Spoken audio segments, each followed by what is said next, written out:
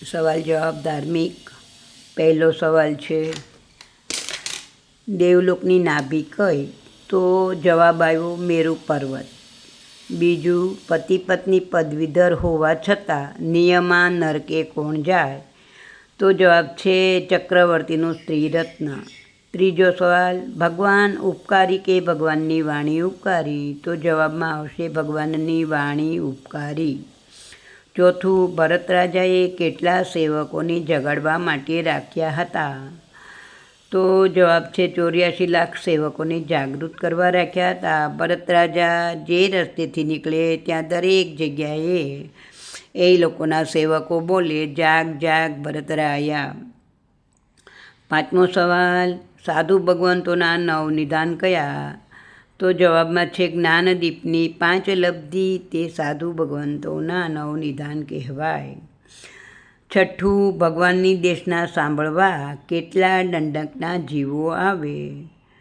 તો જવાબમાં છે 23 દંડકના જીવો આવે.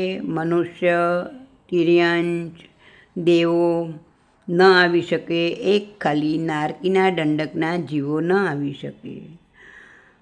સાતમું, માનવ મેદની વચ્ચે મનપર્યવ જ્ઞાન કોને થાય? તો જવાબમાં છે તીર્થંકર ભગવંતને દીક્ષા સમયે તરત જ મનપર્યવ જ્ઞાન થાય અને ત્યારે ત્યાં માનવ મેદની હોય છે. નિરંજન નિરાકાર એટલે શું? જવાબમાં છે નિરંજન એટલે 4 ઘાતી કર્મથી રહિત અને નિરાકાર એટલે 8 કર્મથી રહિત. તેને નિરંજન અને નિરાકાર કહેવાય છે. 9મો સવાલ, 5મા આરામાં પહેલા ને છેલ્લા આચાર્ય કોણ હશે? તો જવાબ છે પહેલા સુધર્મા સ્વામી અને છેલ્લે દુપ્પસહ આચાર્ય. 10મું, રોજ વપરાય ખરું છતાં વધે નહીં તે શું? તો કહે છે કે જવાબમાં આયુષ્ય રોજે ઘટતું જાય છે પણ વધી શકે નહીં. 11મું, દીક્ષા લે તે જ દિવસે 14 પૂર્વનું જ્ઞાન કોને થાય?